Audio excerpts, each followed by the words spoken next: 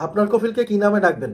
Saudi আরবে আসার পর নতুন প্রবাসীরা সবচেয়ে বেশি যে সমস্যায় ভোগেন তার মধ্যে অন্যতম একটা সমস্যা হলো কফিলকে কি নামে ডাকবেন তা জানেন না।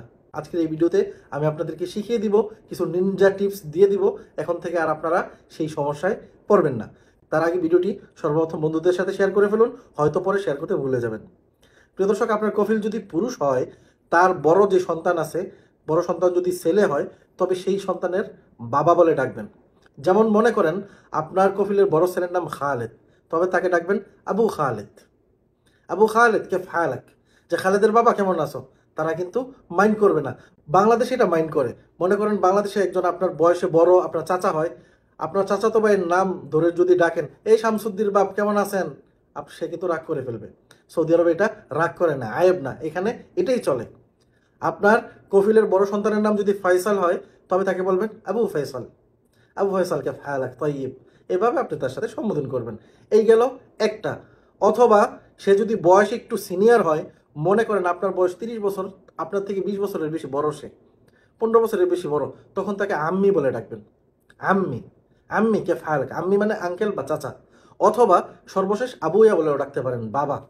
আমি চাই না আপনারা বাবা বলে ডাকেন, সৌদি আরবে অনেকেই ডাকে, কিন্তু আপনি শুধুমাত্র আপনার বাবাকেই বাবা বলে ডাকেন, সেটাই আমি চাই।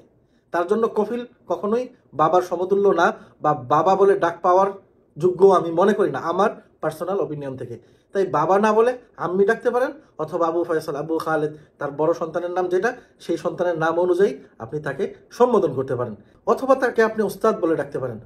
আর কফিল যদি একবারে আপনার সমবয়সী হয় অথবা আপনার বয়স থেকে ছোট হয়, তবে চাইলে আপনি তার নাম ধরেও ডাকতে পারেন, অথবা তার নামের আগে আখি শব্দটা যুক্ত করতে পারেন। যেমন তার নাম যদি হয় আবদুল্লাহ, আপনি বলতে পারেন আখি আবদুল্লাহ, অথবা আখুই আবদুল্লাহ, যে আবদুল্লাহ ভাই কেমন আছেন, এইভাবেও কিন্তু আপনি বলতে পারেন। এই গেল পুরুষের সাবজেক্ট। এখন যদি আপনার কফিল যদি নারী হয়, তবে অনেকে আছেন হাউস ড্রাইভারে কাজ করেন, আমিল মজিল কাজ করেন, বা সাবাড়িতে কাজ করেন, তারা কি বলে ডাকবেন?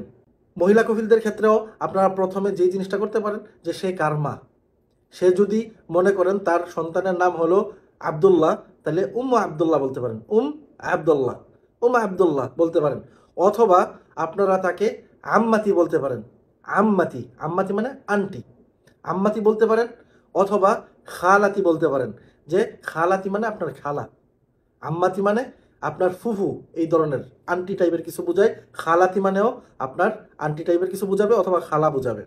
অথবা আবলা বলতে পারেন, আবলা। আবলা শব্দের অর্থ হলো শিক্ষিকা।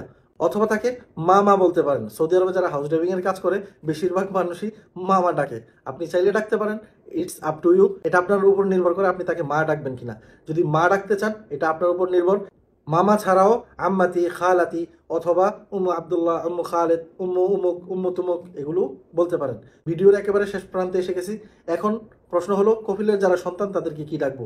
কফিলকে যদি চাচা ডাকেন, তবে তার সন্তানদেরকে অবশ্যই বাই ডাকবেন। আর যদি কফিলকে বাই ডাকেন, তবে কখনোই আবার সন্তানদেরকেও বাই ডাকতে যাবেন না, তাদেরকে তাদের নাম ধরে ডাকবেন। এই দেশের নাম ধরে ডাকা আয়েব না, এটা এদেশের কালচার। এদেশে আপনি চাইলে আপনার বয়সে বড় হলেও তাকে আপনি নাম ধরে ডাকতে পারেন। প্রিয় দর্শক, আশা করি ভিডিওটি আপনার ভালো লেগেছে।